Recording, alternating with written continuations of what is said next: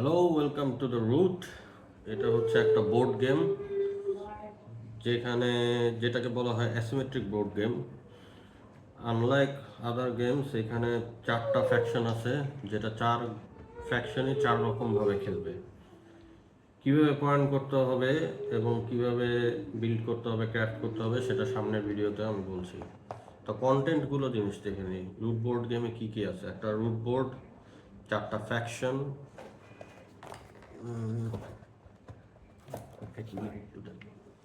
এই 4টা ফ্যাকশন, সাথে মিপলস থাকবে, তাদের ওয়ারিয়ার এবং বিল্ডিং টোকেন থাকবে। আরও অনেক কিছু আছে, যেমন গেট ডেক অফ কার্ড, 2টা ডাইস আর রুলস বুক। তো প্রথমে দেখি আমরা খেলাটা আসলে কিভাবে শুরু করা যায়। এখানে দেখতে পাচ্ছেন যে 3টা ফেজ আছে। একটা হচ্ছে বার্ড সং, একটা হচ্ছে ডে লাইট, আর একটা হচ্ছে ইভিনিং। এই প্রত্যেকটা ফ্যাকশনই দেখবেন যে এই 3টা ফেজ আছে, এবং প্রত্যেকটা ফেজে আপনি কোনো না কোনো অ্যাকশন নিতে পারবেন।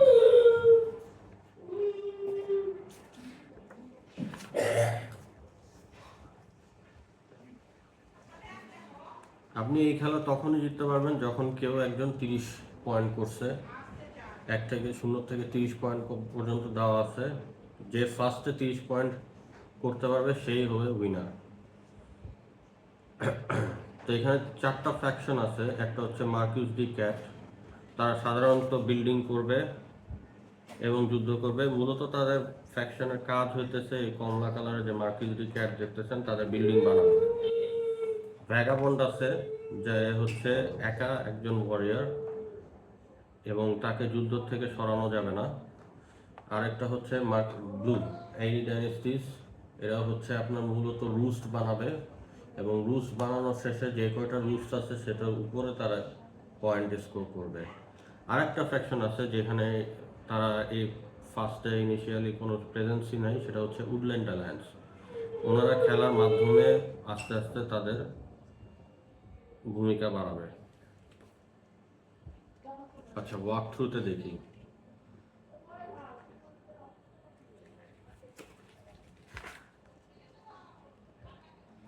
আচ্ছা, সেট আপটা কীভাবে করবেন? প্রথমে আপনি আপনার একটা ফ্যাকশন চুজ করবেন যে আপনি কোন ফ্যাকশন নিয়ে খেলবেন প্রত্যেকটা। তারপর আপনার মার্কার, যে গেমের যে মার্কার আছে, যেটা আপনার আইকন, সেটা 0-তে রাখবেন, সবার মার্কার। 54টা কার্ড আছে ডেকের মধ্যে, এটা শাফল করে নেবেন। তারপর যে রুনগুলো আছে এগুলো সব প্লেস করে দিবেন। 4 জায়গায় 4টা রুন আছে। ভ্যাগাবন্ড না থাকলেও কিন্তু এখানে প্লেস করতে হবে। তারপর আইটেম সাপ্লাইগুলোতে আইটেম বসায় দিবেন। সবাইকে ফ্যাকশন কার্ডগুলো দিয়ে দিবেন, এবং ফ্যাকশন যেগুলো আপনারা নিছেন সেই মতে আপনারা ফ্যাকশন বোর্ড সাজায় নেবেন। যেমন এখানে আমি এক্সাম্পল হিসাবে এখানে মার্কিস ডি ক্যাটের 2টা নিছি, 2টা এখানে দিছি, 2টা এখানে দিছি। এখানে আমি কিপ রাখছি মার্কিস ডি ক্যাটের, একটা সমিল, একটা ওয়ার্ক স্টেশন আর রিক্রুটটা এখানে দিছি।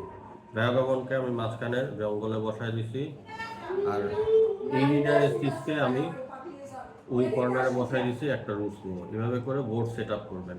উডল্যান্ড অ্যালায়েন্সের কোনো সেট আপ নাই, তারা ইনিশিয়ালি থাকেই না, সো উডল্যান্ড অ্যালায়েন্সকে এখানে দেখানো যাচ্ছে না। আচ্ছা, ম্যাপে যদি লক্ষ্য করবেন দেখবেন যে এখানে 12টা ক্লিয়ারিং আছে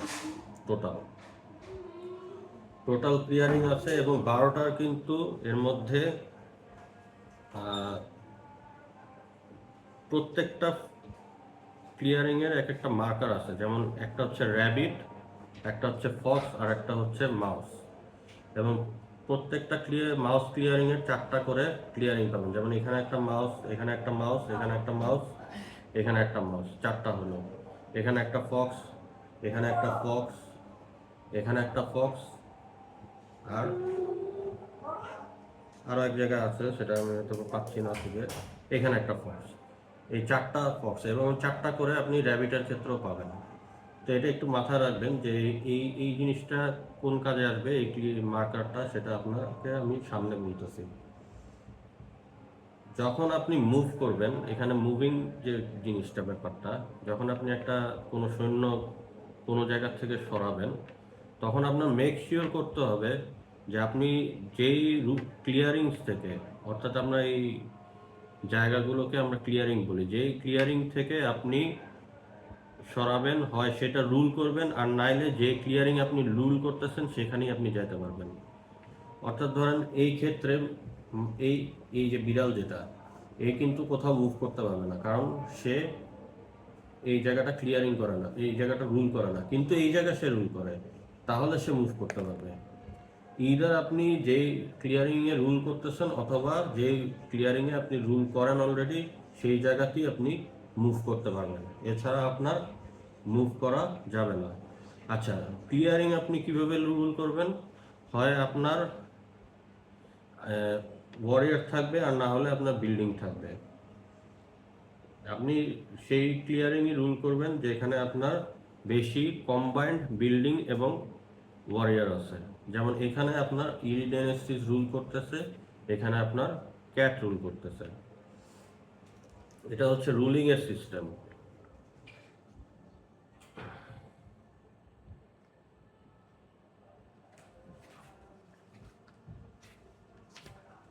কার্ডসের ব্যাপারে আসি।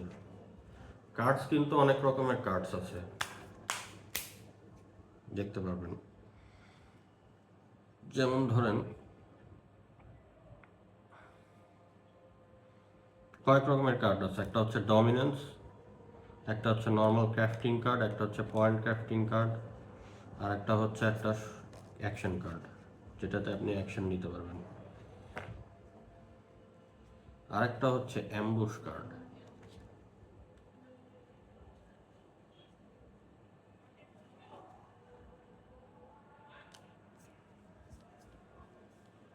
ওয়াইল্ড কার্ডের অ্যাম্বুশও আছে, সেটা কোথায় আমি বের করতেছি।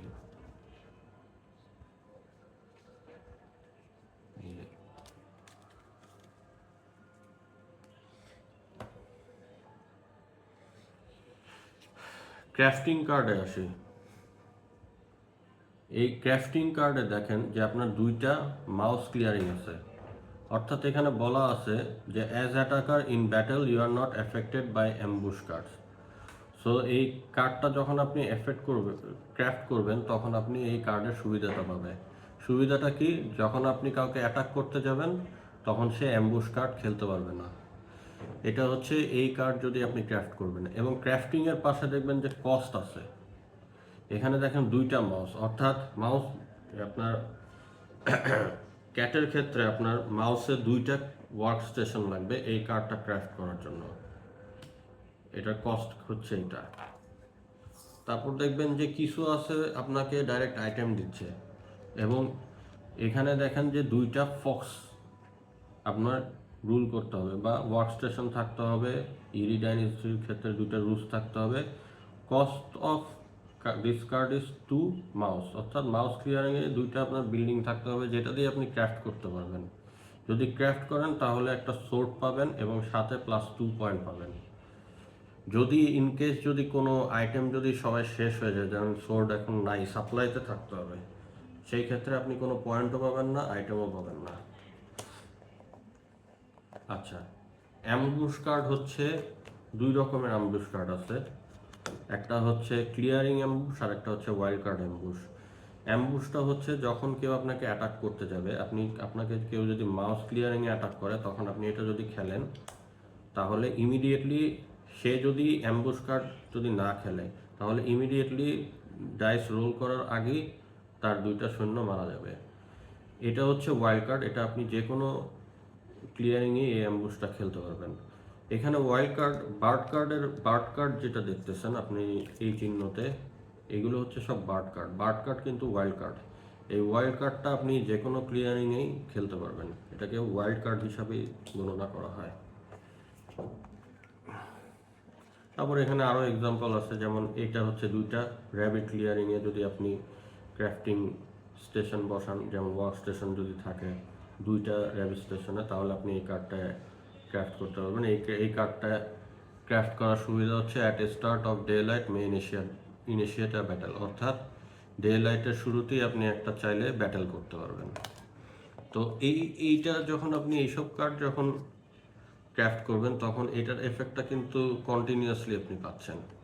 যেখানে আপনি সোর্ড যখন বানাচ্ছেন তখন কিন্তু খালি পয়েন্টটা পাচ্ছেন আর সোর্ডটা পাচ্ছেন, তারপরে কিন্তু আপনি ডিসকার্ড করে দিচ্ছেন। কিন্তু এটা কিন্তু আপনার সারা জীবনই থাকবে। এটা আপনি যতক্ষণ গেম চলতে থাকবে ততক্ষণ আপনার এই কার্ডটা চলতে থাকবে। সো এই কার্ডের ইম্পর্টেন্সগুলো একটু বোঝার চেষ্টা করি। এটা হচ্ছে রয়্যাল কার্ড। এখানে দেখেন 4টা কোশ্চেন মার্ক আছে, অর্থাৎ যে কোনো 4টার ক্লিয়ারিংয়ে, ধরেন আপনার আইরি ডাইনেস্টিসের ক্ষেত্রে যদি রুস্ট থাকে, 4টা রুস্ট যদি থাকে, তাহলেই আপনি এই কার্ডটা ক্র্যাফট করতে পারতেছেন, কারণ এখানে কোশ্চেন মার্ক দেওয়া আছে। সো এইটা ক্র্যাফট করলে যে সুবিধাটা হবে, in bird song may discard this to score 1 point per clearing rule. অর্থাৎ আপনি এই কার্ডটা যে কোনো সময় ডিসকার্ড করতে পারবেন বার্ড সঙের সময়, এবং আপনি যে কটা ক্লিয়ারিং রুল করবেন সেই কটা স্কোর আপনি পয়েন্ট করতে পারবেন। এটা হচ্ছে একটা কার্ডের একটা বিশ্লেষণ দেওয়া হলো যে আসলে কার্ড কিভাবে কাজ করে এখানে।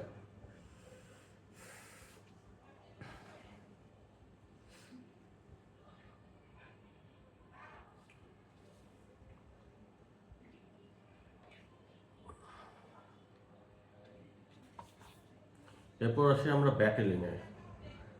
ব্যাটেলিংয়ে যখন করবেন, যখন আপনি যুদ্ধ করবেন, ধরেন আপনার এআই ডাইনেস্টিস এখানে আছে, সাপোজ এক্সাম্পল হিসাবে আপনি এখানে ফাইট করবেন, এখানে আপনি রোল করবেন, এখানে আসলো 3 এবং 2।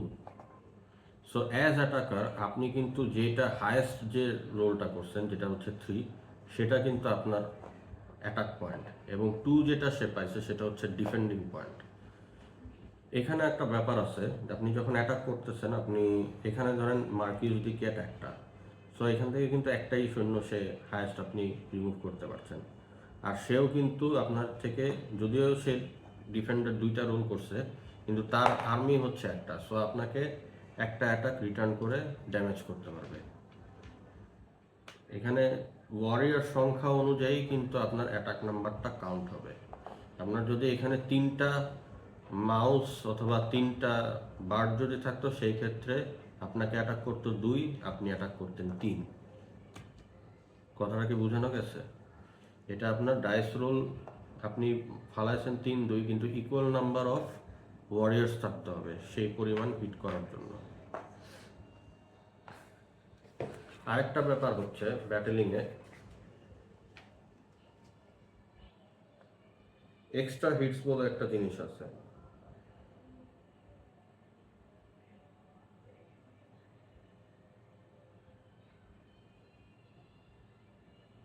এক্সট্রা হিটস বলতে, যখন আপনি কোনো, ধরেন এখানে কোনো আর্মি নাই, এখানে একটা বিল্ডিং আছে, এখানে আপনার আইরি ডাইনেস্টিস আছে, এখানে কোনো ডিফেন্ডার কেউ নাই, সেই ক্ষেত্রে আপনি রোল করে যদি 0-0 যদি ফালান, তারপরও একটা +1 হিট করবে এবং বিল্ডিংটা ধ্বংস করে দিবে।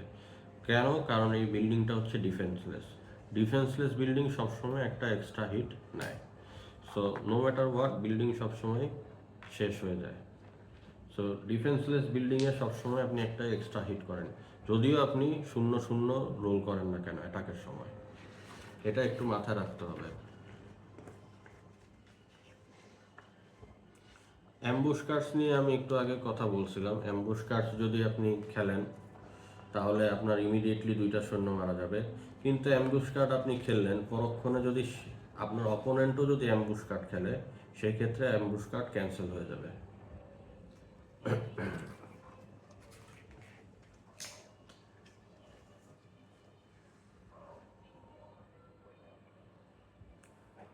আচ্ছা, এবার আসি মার্কিউস ডি ক্যাট।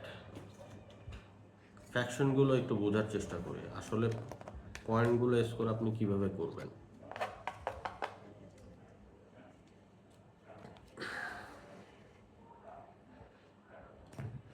তাহলে আপনি স্কোর করার 2টা পদ্ধতি কিন্তু আপনি শিখে গেছেন। একটা হচ্ছে বিল্ডিং ভেঙে অপোজিশনের, আর একটা হচ্ছে কার্ড ক্রাফট করে সাপ্লাই থেকে আইটেম নেওয়া। ধরেন এই সোর্ড যদি আপনি ওই কার্ড দিয়ে যখন ক্রাফট করতেছেন, তখন আপনি +2 পয়েন্ট পাচ্ছেন। এভাবে করে করে কিন্তু আস্তে আস্তে পয়েন্ট বাড়ানো যায়। এবার আসি ফ্যাকশন, মানে যেখানে ইন্ডিভিজুয়ালি আপনি কিভাবে আলাদাভাবে পয়েন্টগুলো পেতে পারেন। মার্কিউস ডি ক্যাটে আসলাম প্রথমে। এখানে দেখবেন যে আপনার, আচ্ছা এই ফ্যাকশনটা